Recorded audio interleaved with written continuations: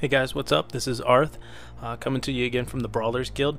Today we have all of rank 3 for you on the video. A couple weird things happened during this video, so we'll talk about them when we get there. But the first thing is that during this, during the first fight or so, my frame rates weren't as good as they usually are, so it might be a little choppier. But you can still see what's going on in the fight. It's not too bad. So this is Blat. This is the first boss in rank 3. The gimmick with this guy is he spawns a bunch of these little fuckers and they come after you, and they're wicked slow. Like, you don't really have to worry about them, you just have to keep moving and kite them. Usually if you want your pet to tank Blat in the center, that's cool. You can just do the kiting thing and not have your pet tank him in the center too, and I'm sure it would work. These things aren't too fast, you just got to keep moving.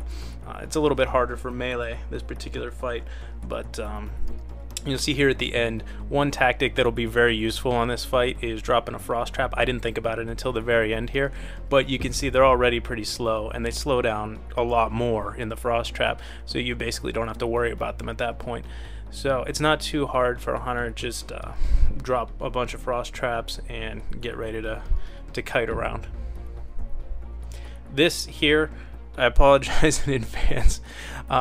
The video starts mid-fight, but if you'll look, there's two different fights going on in here at the same time. This is actually a glitch. I wasn't queued for that fight. Something weird happened. I guess there's a glitch where, and I've seen it happen to a couple others, where if the person immediately before you in the queue to fight is fighting the same boss as you, it'll sometimes teleport you in with them. So I actually got teleported into the arena about halfway through the other guy's fight, and the boss was already half dead. So what you saw there was pretty much all that I did in the fight. I cast a few shots, the guy died, and I got credit for the kill. So it was kind of stupid, but I didn't really get to see the fight. I don't know what that guy does, but you don't get to go back and do you don't get to go back and do the fights again. So I don't really know what that boss does at all. It was really weird. I had no idea what was going on at the time, but you know, a win's a win, and I'll take it. You'll see up there at the top I got invited to join a group. I actually declined it this time. We're going to talk about this. I got invited to join a buff group, and I didn't know what it was at first until a guildie explained it to me after this fight. This fight here against Ix, this is actually my first death. Ix isn't too hard, but he does this that right there, you can see it's a really wide conal attack in front of him, and my pet ate that attack. So my pet dies here. It didn't one-shot him, but it almost did, and then Ix killed him shortly thereafter. I do some kiting. I almost kill the boss, but didn't do a great job of it. So you got to be careful. It's kind of hard to describe how big the frontal attack is. This here, like there, I thought I was out of it, and I got hit by it. It's really big, so you got to move out in a hurry. So get ready to run quickly, get ready with disengage, all that stuff. Now you'll notice here, if you look on the left hand side, I'm in a raid group, and if you look under my character frame in the top left, I have a lot more buffs. This is a buff group. If you join a party or raid group, you can buff each other up, and then when you go in, you have a lot more buffs. Now here's my thought on this. I don't think it's cheating at all. I don't think it's wrong to do. Blizzard knows about this, and they're allowing it. So they know players do this, they're completely aware of it, and they allow you to take these buffs into the fights. So there's nothing wrong with it, and it's honestly good strategy, because if you're really trying to min-max, you know, what's the point of turning down buffs? So when I can, I'll be in buff groups to help me out a little bit. I think I would have beaten this fight anyway after a couple tries, but it's certainly going to help, and especially as fights continue to get harder. So you'll notice that time, if you go back and watch the fight again, I did move my pet. He avoided the frontal attacks, the big AoE cones that the boss did. He didn't eat any of those that time, so he survived the fight. And it was still close, he was still taking big hits, but that's a key. So both you and, if you can, your pet, you want to avoid those attacks, because it'll hurt.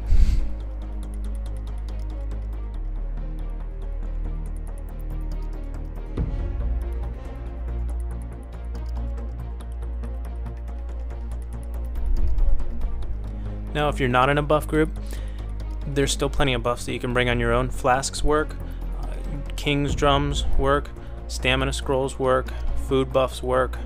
I'm trying to think of what else. That might be about it. But that's still quite a bit, considering that we only bring the True Shot Aura buff ourselves. That's a lot of extra stuff that we can get on ourselves to help, that you can do to help yourself out without anyone else helping you. But if you're on a particularly hard fight, maybe ask some guildies to come form a group with you, buff you up. That's certainly a valid strategy if there isn't a buff group there in the Brawlers Guild. So this last fight that we're about to see, it's a cat, and again for me it was just a tank and spank, but you'll see again my pet dies at the very end of the fight, and that seems to be a recurring theme. Now my pet's tank spec, and I'm usually rolling mend pet on him with cower when it's off cooldown, so I'm doing pretty much all I can to keep him alive. So for a lot of hunters, keeping your pet alive is going to be an issue. So you're almost certainly going to want your pet to be tank spec unless you're really solid on your kiting abilities or you're really confident in your burst DPS. You're probably going to want your pet to be tank spec. You might want a turtle or beetle in order to have that extra mitigation talent, like shell shield with turtles. That really does help to give your pet some extra time. So that's the one thing I'd say there, because that seems to be the one recurring theme with these fights, is that even when they're pretty tank and spank-esque, my pet is taking really hard melee swings, and there's not a whole lot I'm able to do about that. So be aware of that. It's, there's a few ways around it. Like I said, maybe you don't want your pet to have top aggro, maybe you want to kite him. If you're really confident in your kiting skills, do that instead. Don't just have your pet stand in the center and eat the attacks. So that's a viable strategy. Bringing a DPS pet to just do a shit ton of damage at the beginning, that's good too. Or just try to keep your pet alive. So any of those, whatever works best for you, you might have to experiment with it a little bit, but just know going in that these bosses are going to hit really hard. Alright, that's it for rank 3. We got the bosses are getting trickier and trickier, so I will have more videos out soon. Stay tuned.